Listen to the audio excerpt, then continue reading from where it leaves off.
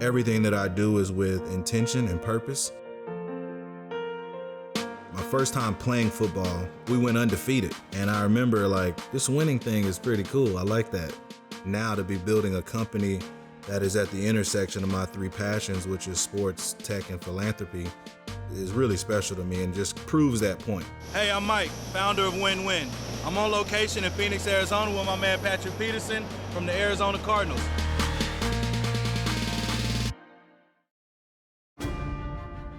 Principles came from my mom. She made it very clear very early that if I wasn't handling my business at school, then athletics was off the table. It was just me and my mother, living in Houston, in A-Leaf. She was trying to make ends meet, but the love was very strong. She made sure that I had everything I needed.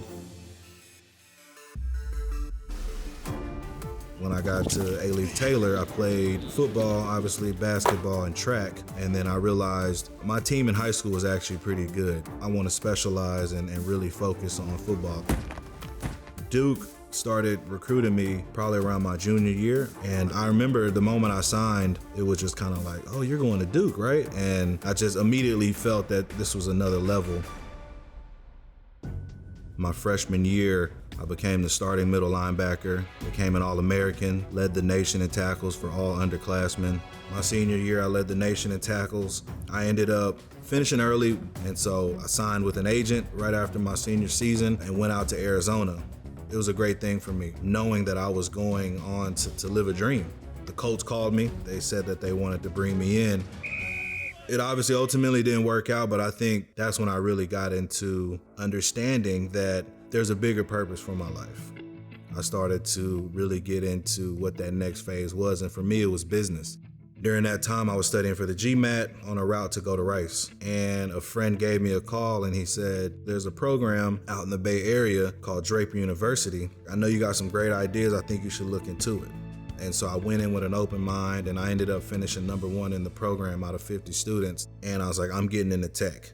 Life was also happening as well. I met a young lady that I was very serious about. So we were getting ready to get married. We now had a baby on the way. So we moved down to Houston right after the program, and the plan was we're gonna spend 3 months here after we have the baby, then we're gonna move to the Bay and I'm gonna start a company. 3 months turned to 12 months, and I spent that entire time teaching myself how to code. We were moving to the most expensive place in the country, and I didn't even have a job. It's a huge risk. I just knew that I wanted to get into that innovation ecosystem, and I got hired at a very good company. They gave me a shot, and within the first 5 or 6 months, I'm now on the leadership team. And so I'll never forget, they were trying to get me to join this fantasy league. And I always told them, I said, look, I play reality. I didn't play fantasy.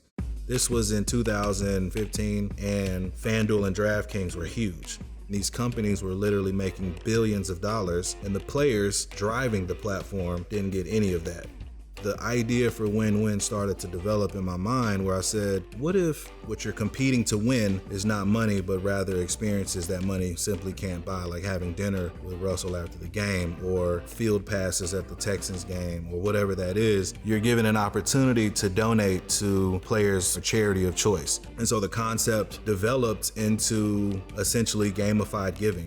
What we do is we combine giving with gaming to make donating to charity a lot more fun and engaging. And the way we do that is we work directly with professional athletes right now, and the athletes are hosting these tournaments. And it's very simple, it's easy, you just pick the winners.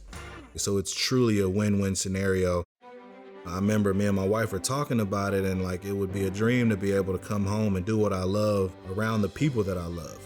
And I was learning at that point that Houston was really starting to invest in that tech ecosystem that was non-existent when I was first trying to get into this whole thing. We moved to Houston to bring that company here. A lot of that credit goes to Lawson Gow and the Cannon. And I saw a very, very big opportunity. That's why we decided to come to Houston and not only benefit from that growth, but be a part of it. When we win, everybody should win.